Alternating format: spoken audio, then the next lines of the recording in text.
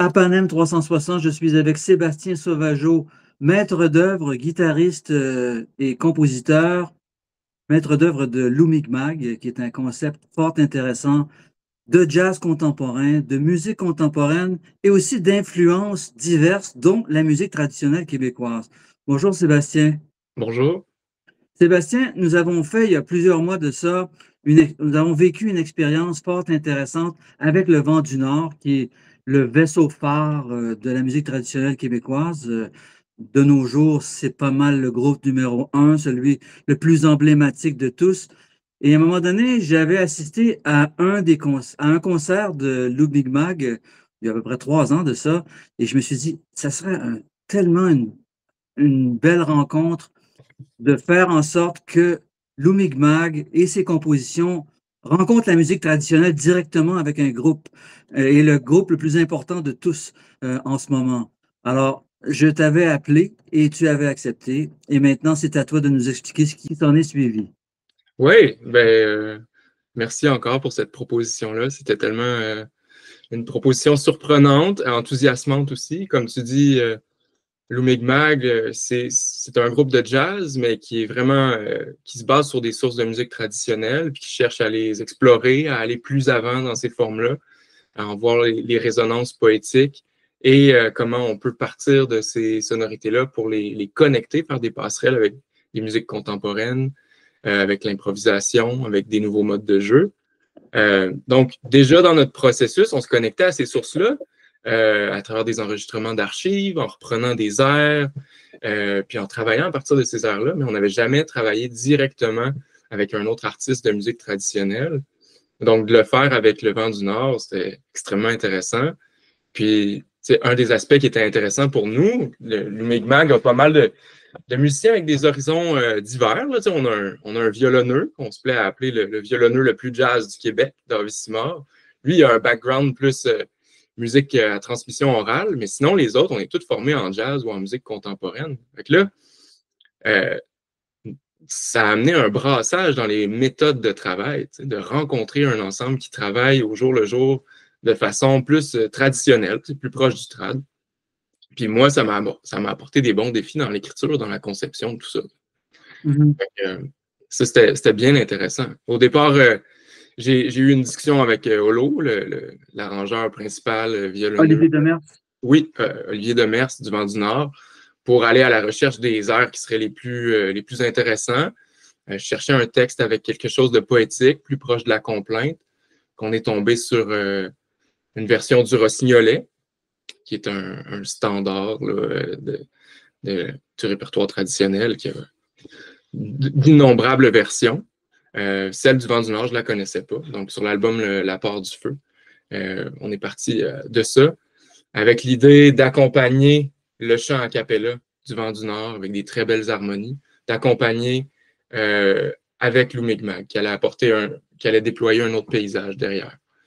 Mhm.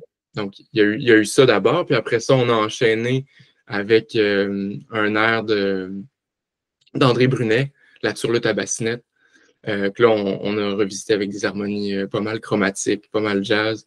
Et dans les deux cas, c'était le fun parce que le Vent du Nord pouvait jouer comme le Vent du Nord, mais le paysage autour, les harmonies, la rythmique, tout ça était complètement bouleversé. Ça a été assez trippant de mettre ça en place. C'est intéressant parce qu'on peut même parler de mash-up d'une certaine façon, dans la mesure où ton univers, ta musique, et au-delà strictement de l'ornementation et les extensions harmoniques, euh, ta musique entre dans la musique du Vent du Nord. Donc, il y a vraiment une rencontre, mais c'est pas rien qu'une rencontre où on s'échange des informations, mais on les fond dans un même tout. Absolument, absolument. Oui, je pense que c'est exact de dire ça. Puis, avec Lou Micmac, dans les dernières années, on travaille beaucoup avec tout ce qui est musique cyclique, dans la lignée de Steve Reich, Nick Bartsch, tout ça. On prend des motifs, puis on les fait tourner. J'isole des motifs dans les airs traditionnels québécois, puis je vais en faire des cycles irréguliers. C'est exactement ça que j'ai fait pour cet arrangement-là. J'allais prendre un passage de la complainte, puis j'en ai tiré le motif répétitif de guitare. Donc là, ça change complètement l'horizon rythmique de l'arrangement. Donc, vraiment une rencontre, un tuilage des univers, des façons de travailler, je crois. Oui, ça m'importait que ce soit une rencontre d'égal à égal et non pas le groupe émergent qui rencontre le groupe consacré. C'était Mhm. beaucoup plus important d'avoir une véritable rencontre formelle où on entend des influences de chacun et cet échange-là est équitable, est égalitaire. Oui, oui, oui, absolument. Ben, puis dans la façon de travailler la journée même, quand on a fait la captation, c'est exactement ça qui s'est passé. Tu sais, dans la répétition avant, on a tous les deux ensemble ont appris les uns des autres, tu sais, dans la manière de faire sonner ça. Ouais. Oui. Il y a des Objectif. choses qu'on constate aussi, c'est que les musiciens traditionnels d'aujourd'hui, et là je parle aussi de la génération des musiciens du Vent du Nord, qui sont dans la quarantaine, cinquantaine, ces gens-là sont formés musicalement, alors que leurs prédécesseurs étaient des autodidactes qui apprenaient par la tradition orale. Alors que le Vent du Nord, ben, c'est tout à fait représentatif de la nouvelle réalité, c'est-à-dire que des gens éduqués musicalement embrassent la tradition orale. Alors, ils font les deux. Et alors, ça facilite beaucoup les échanges avec un groupe comme Lou Mi'kmaq. Absolument. Puis je dirais que Nicolas Boulris puis Olivier Demers en particulier sont des ambassadeurs de cette connexion-là avec d'autres musiques, tu sais, que ce soit avec la musique classique ou avec le jazz. Ils veulent véritablement créer des passerelles, puis ils sont équipés pour le faire. Tu sais. Olivier Demers a fait paraître il y a 2, 3 ans un recueil de 1000 airs traditionnels qui sont transcrits. C'est sûr que dans la pure tradition, ça s'apprenait oralement, ça s'apprenait dans les veillées, dans les cuisines. Il y en a des fois qui sont réfractaires à l'idée de mettre ça, de coucher ça sur papier, ces mélodies-là, parce que normalement, ça s'apprend surtout de sources directes. Mais pour en avoir parlé avec Olivier, lui, c'était un but que ça soit récupéré par des musiciens qui ont d'autres pratiques, qui viennent d'autres parcours, puis qui puissent se rapprocher de la musique traditionnelle d'ici.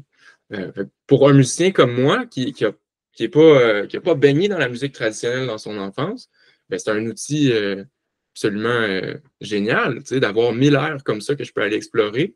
Je commence par lire la partition, après ça, je vais aller vers les enregistrements des différentes Mhm. versions. Euh, donc, oui, c'est vrai de dire que ces musiciens-là ont tout autre bagage maintenant, puis plein d'autres possibilités. Ça permet d'actualiser la tradition, parce qu'une tradition qui reste figée, c'est une tradition qui se meurt, là, éventuellement. Donc, Oui, exactement. Et j'imagine que ton intérêt pour la musique traditionnelle, non seulement québécoise, mais francophone d'Amérique, parce qu'on peut en retrouver en Acadie, on peut en retrouver en Ontario francophone. ouais. Alors, toute cette musique francophone traditionnelle qui a pris racine en Amérique, intéresse un musicien de jazz. Pourquoi ça intéresse un musicien de jazz, au fait? Musicien de jazz et musique contemporaine, puisque lorsque tu parles de Nick Bartsch et de Steve Reich, ces musiciens-là ne sont pas nécessairement issus du jazz. Il y a une dimension jazz chez Nick Bartsch, mais Mhm. aucune chez Steve Reich Ouais, et ouais, toute la musique minimaliste américaine. absolument. Je dirais que c'est beaucoup les disques de la maison de disques ECM qui m'ont mis sur cette piste-là.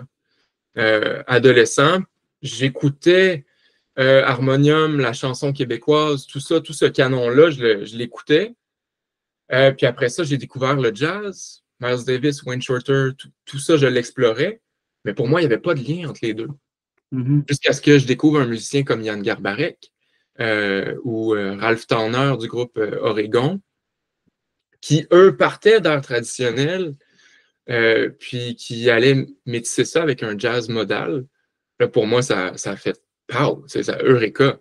C'était la musique qui me touchait le plus directement, puis qui me stimulait à tous les points de vue, autant intellectuel que physique, émotif, tout ça était là. Tu sais, pour moi, il y a un supplément d'âme, vraiment, quand je travaille avec les matériaux traditionnels, il y a quelque chose qui résonne plus fort, tu sais, que si je vais complètement partir de mon côté pour écrire une pièce. Oui, mais du point de vue harmonique, le jazz et la musique contemporaine et la musique classique moderne vont ailleurs que ce que propose le répertoire traditionnel. Comment allier les deux? Comment faire quelque chose qui puisse se tenir et qui n'est pas nécessairement exagéré d'un côté comme de l'autre? Ben, je pense que c'est jamais gagné. Pour moi, c'est toujours à renégocier à chaque fois que je vais travailler avec une chanson. ou avec une mélodie. Puis, je veux jamais faire du collage. Le but pour moi, ça fait partie de ma boîte à outils. Puis, les harmonies plus contemporaines ou des timbres plus recherchés, mettons des jeux avec l'archet qui vont aller faire sortir des harmoniques ou des sonorités plus métalliques. Pour moi, je vais les utiliser pour aller déployer une autre dimension qui est derrière l'art traditionnel ou aller mettre en image musicalement notre rapport à cette tradition-là aujourd'hui. Qu'est-ce que c'est, moi, qui a grandi en banlieue, après ça en ville, puis qui retourne en campagne plus tard? Qu'est-ce que c'est mon rapport avec cette tradition-là? Qu'est-ce que c'est de connecter avec cette espèce d'air romantique qu'on peut imaginer quand on entend une mélodie toute simple, dans un contexte où on se heurte à des nouvelles climatiques catastrophiques à chaque jour? Pour moi, c'est ça mon travail, c'est d'approcher ça avec de l'honnêteté, puis de voir qu'est-ce que ça peut raconter de notre époque musicalement. C'est intéressant. Lou Mi'kmaq est un des principaux noyaux de création qui lie le jazz contemporain, la musique contemporaine à la musique traditionnelle nord-américaine francophone. Il y en a d'autres aussi. Il y a un milieu qui s'intéresse à ça en ce moment, n'est-ce pas? Mais un tout Oui, petit milieu, mais un milieu quand même. oui, puis quand même, ça fait longtemps que les musiciens traditionnels ou les musiciens de jazz québécois vont s'intéresser aux arts traditionnels, ils vont essayer d'en faire quelque chose. Tu sais, déjà, la bottine, avec ses arrangements avec des cuivres, tu sais, allait complètement au-delà de ce qui s'était fait avant. Oui, c'était Même, totalement nouveau à l'époque. exact, Déjà, le jazz et même la musique latino-américaine étaient intégrés au répertoire de la bottine souriante. oui. Puis après ça, il y en a plein d'autres. Tu sais, je pense à Jean-François Bélanger. Moi, je m'intéresse beaucoup au parcours de gens qui ont composé dans le style traditionnel aussi. Le multi-instrumentiste Jean-François Bélanger, les derniers albums qu'il a fait, c'était surtout au nickel harpa, la vielle à clé scandinave, mais qui a repris avec des couleurs québécoises. Quelqu'un comme ça, c'est extrêmement intéressant de voir comment justement, il se nourrit à la source, mais il continue à donner du courant là, aux traditions. Oui, il y a aussi le contrebassiste là, qui s'intéresse à ça. Là. Il y a Hugo Bloin qui a Ouais. fait, ouais, qui fait partie de Maz. Marc Maziad, là, vraiment, ça, c'en est un qui a fait 3 albums vraiment géniaux là, de rencontres entre le jazz et la musique traditionnelle. Une approche plus chromatique, c'est différent, c'est ça. Chacun y apporte sa sensibilité. Il y a La Traverse avec Laura Risk puis Marianne Trudel, la pianiste de jazz Marianne Trudel. Il y a plein d'exemples. Je pense aussi à La Suite, qui est moins connue, avec Robin Bouliane et... Oh, j'oublie son nom. Je veux pas dire... C'est un La duo de suite. violon. Eux autres, ils enchaînent des airs de façon... Ça module à chaque air, puis clairement, ils ont un background classique qui leur permet de faire ça, puis des sensibilités à la musique contemporaine. Donc oui, Donc, c'est en on mouvement. n'en est pas au tout début, puisque ça existe depuis au moins une génération. Les premières expériences ont eu à l'époque de la bottine de Yves Lambert et toute sa bande, avant qu'il y ait un schisme et que Yves Lambert poursuive quand même dans cette direction-là en intégrant des musiques autres que de musique traditionnelle. Mhm. Et comme tu l'as bien expliqué, l'as bien décrit, il y a de plus en plus de musiciens et de musiciennes qui s'intéressent à cette fusion-là, qui Mhm. est tout à fait légitime sur notre territoire d'Amérique francophone. Mhm. Oui, puis ça se fait ailleurs aussi. Tu sais, comme il y a eu le folk revival, je pense que maintenant, il y a des gens qui vont travailler avec les textes de chansons. Moi, je pense aussi en dehors de la francophonie, euh, des gens comme Sam Hammeden ou Sam Lee qui travaillent avec les ballades américaines ou britanniques, puis qui vont aussi loin que de travailler ça avec des ensembles contemporains, là, mais genre dans la lignée de Pierre Boulez, puis des synthétiseurs modulaires. Tu sais. Euh, Mhm.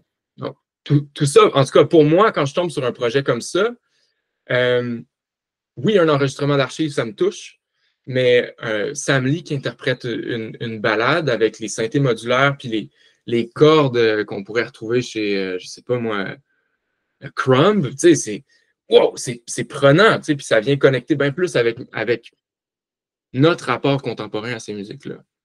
Super.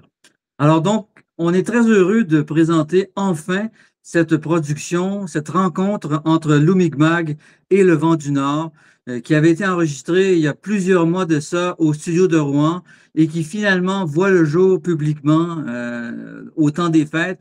On en a profité parce que le Vent du Nord se produisait avec l'Orchestre symphonique de Montréal et Kent Nagano, et par la suite faisait la veillée de l'avant-veille, et on conclut avec la sortie de ce document.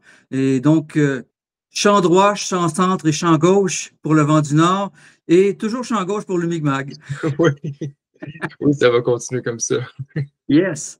Merci beaucoup, Sébastien, de ta Yeah. participation, d'avoir répondu à cette idée et de l'avoir menée à terme. Merci beaucoup et longue vie à Lou Mi'kmaq, et qui sait, pourquoi pas un jour un enregistrement entre le Vent du Nord et Lou Mi'kmaq ou autre formation traditionnelle. Absolument. Merci. Merci Bonne à année. Bonne année. À bientôt. À bientôt.